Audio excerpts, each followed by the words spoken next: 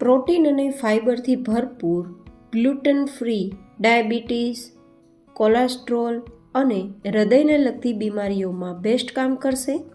સાથે સાથે ફટાફટ તમારું વજન પણ ઘટાડશે.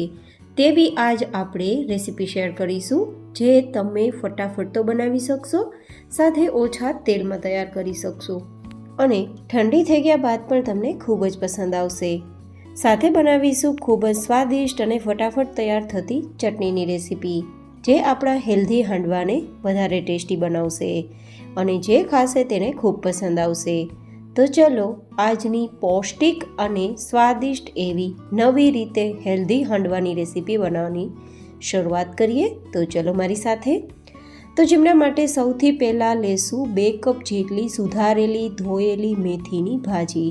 જનરલી મેથી ખાવાનું આજની જનરેશન પસંદ નથી કરતી, તો તમે આ રીતે તેને મેથીની ભાજી ખવડાવી શકો છો અને તેના પોષક તત્વો અપાવી શકો છો.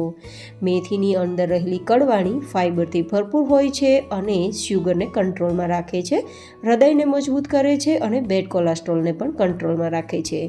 સાથે લેશું અડધા કપ જેટલા વટાણા અને અડધા કપ જેટલા ગાજરના ટુકડા, અડધા કપ જેટલી સમારેલી ડુંગળી. અહીંયા તમે શાકભાજી તમારી પસંદ પ્રમાણે લઈ શકો છો અને વધઘટ પણ કરી શકો છો.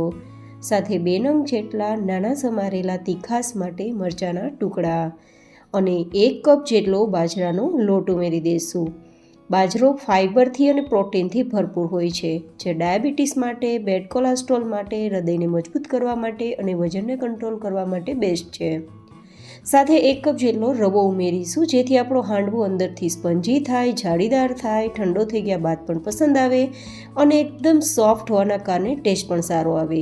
2 ચમચી જેટલો કેલ્શિયમથી ભંડાર તલ લેશું, 1 નાની ચમચી જેટલું નમક, 1/4 ટીસ્પૂન જેટલું હળદર, 2 નાની ચમચી જેટલું લાલ મરચું પાવડર અથવા તીખાસ પ્રમાણે લઈ શકો અને 1 નાની ચમચી જેટલું ધાણા જીરું પાવડર લેશું. અને હવે થોડી ચપટી હિંગ ઉમેરી બધી સામગ્રીને પહેલાં હાથથી આ રીતે મિક્સ કરીશું અને જરૂર લાગે તેમ પાણી ઉમેરી આપણે એકદમ પુડલાની કન્સિસ્ટન્સીવાળું બેટર તૈયાર કરવાનું છે. ગાઈઝ, આ જે તમને હું રેસીપી શેર કરું છું ને, મારું જાતે ક્રિએશન કરેલું છે. તો તમને મારી આજની આ રેસીપી પસંદ આવે તો કોમેન્ટમાં મને જરૂર બતાવજો કે તમને કેવી લાગી અને આજની રેસીપીનું નામ શું રાખી શકાય તે પણ મને જરૂર બતાવજો. હું તો આજની રેસીપીનું નામ પૌષ્ટિક હાંડવો આપવાની છું, પણ તમને શું લાગે છે આમનું નામ શું રાખી શકાય મને બતાવવાનું બિલકુલ ના ચૂકતા. અને જો મારી મહેનત પસંદ આવે તો એકવાર લાઈક જરૂરથી કરજો અને બીજાને હેલ્પફુલ થાય તેવું લાગે તો તમારા ગ્રુપમાં શેર પણ કરજો. અને જો ચેનલ પર નવા હોય તો આવી અવનવી રેસીપીઓને તમે જોવા માટે ચેનલ પર સબસ્ક્રાઈબ કરી બેલ બટન પણ દબાવી દેજો, જેથી તમને મારી બધી જ રેસીપી ફટાફટ મળી જાય. હવે આપણું આ બેટર તૈયાર થઈ ગયું છે, પણ તેમાં રવો હોવાના કારણે તેને થોડીવાર માટે રાખવો પડશે, જેથી એ દાણો ફૂલી જાય. ત્યાં સુધીમાં આપણે ચટણી તૈયાર કરી લઈશું. તો હું અહીંયા 1 કપ જેટલું દહીં લઉં છું અને સાથે આપણે તૈયાર કરશું પ્રીમિક્સથી ગ્રીન ચટણી. આ પ્રીમિક્સ પાવડરની રેસીપી મેં ડિમ્પલ્સ ડિશીસમાં શેર કરી છે.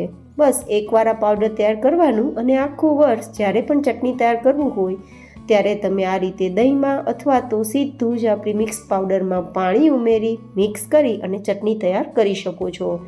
બિના ઝંઝટ તમે કોઈ પણ ફરસાણ સાથે ખાઈ શકો તેવી આ ચટણી તૈયાર થાય છે. જો કે મેં અત્યારે દહીં સાથે આ પ્રીમિક્સ પાવડરનો ઉપયોગ કરીને ચટણી તૈયાર કરી છે.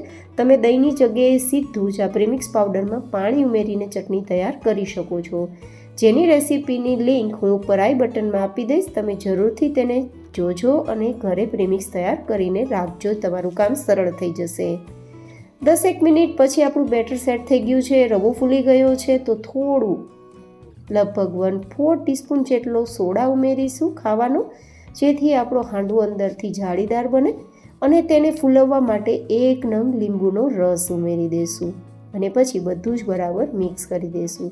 જો તમને કન્સિસ્ટન્સી થોડી ઘટ લાગે તો તમારે પાણી ઉમેરવાનું રહેશે અને પુડલાની કન્સિસ્ટન્સી જેવું બેટર તૈયાર કરવાનું રહેશે.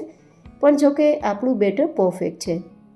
હવે આ રીતે તૈયાર થઈ ગયેલા બેટરને આપણે તૈયાર કરવા માટે એકદમ સરસ નાની એવી કડાઈને ગેસ ફ્લેમ પર રાખીશું. તમે અહીંયા તવાનો ઉપયોગ કરી શકો છો અને નાના નાના હાંડવાને તૈયાર કરી શકો છો. હું અત્યારે 1 થી 1.5 નાની ચમચી જેટલું તેલ ગરમ કરું છું અને પછી તેમાં લગભગ અડધી ચમચી જેટલી રાઈ ઉમેરું છું અને 2-3 ચપટી જેટલા જીરાના દાણા ઉમેરી દઉં છું અને થોડા મીઠા લીમડાના પત્તા પણ ઉમેરી દઉં છું. તમે અહીંયા કોઈ પણ ખડા મસાલા તમને પસંદ હોય તે લઈ શકો છો. થોડા હું તલના દાણા પણ ઉમેરું છું, જેથી એકદમ આપણો જે હાંડવો છે એ લુકમાં પણ સારો લાગે અને ટેસ્ટમાં પણ સારો લાગે. હવે આ બધું જ સતળાઈ ગયા બાદ આપણે તૈયાર કરેલ જે હાંડવાનું બેટર છે તેમાંથી 1 થી 2 ચમચા જેટલું, અથવા તો તમારે કેવડો હાંડવો તૈયાર કરવો છે તે સાઇઝનું પાથરવાનું છે.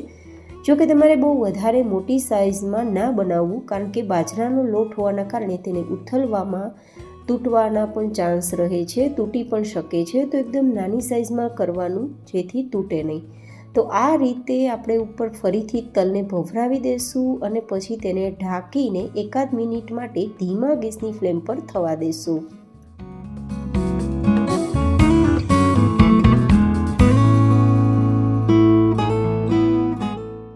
તો મેં અત્યારે લગભગ 2 મિનિટ જેવો સમય આપ્યો છે અને બધી જ સાઈડથી આપણા હાંડવાએ તેની સાઈડ છોડી દીધી છે.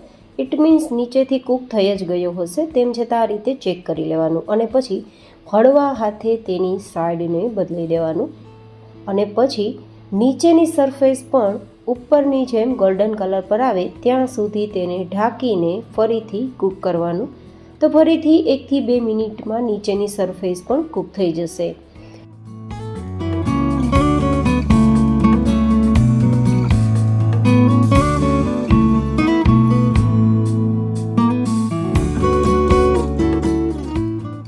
અને કૂક થઈ ગયા બાદ તમારે અંદર સુધી હાંડવાને ચેક કરવા માટે ચપ્પુથી ચેક કરી લેવાનું, જેથી હાંડવો અંદરથી કાચો નથી ને તે આપણે ચેક કરી શકીએ. તો બિલકુલ ચપ્પુ ક્લીન આવે છે. ઇટ મીન્સ આપણો હેલ્ધી હાંડવો રેડી છે. તો હવે આપણે તેને નીચે ઉતારી લઈશું અને આપણે તૈયાર કરેલ ચટણી સાથે તેને સર્વ કરીશું. જોકે આ હાંડવો ઠંડો થઈ ગયા બાદ પણ ખૂબ પસંદ આવવાનો છે. તો તમે લંચ બોક્સ કે ટિફિન બોક્સમાં પણ આપી શકો છો અને આવો પૌષ્ટિક નાસ્તો સાથે સ્વાદિષ્ટ નાસ્તો તમારા હસબન્ડને કે બાળકોને ખવડાવીને તેની હેલ્થને વધારે સારી બનાવી શકો છો. તો કેવી લાગી તમને મારી આજની આ ડિલિશિયસ રેસીપી? કોમેન્ટમાં જરૂર બતાવજો. ફરી મળીશું એક નવી જ હેલ્ધી રેસીપી સાથે. ત્યાં સુધી stay healthy and stay happy.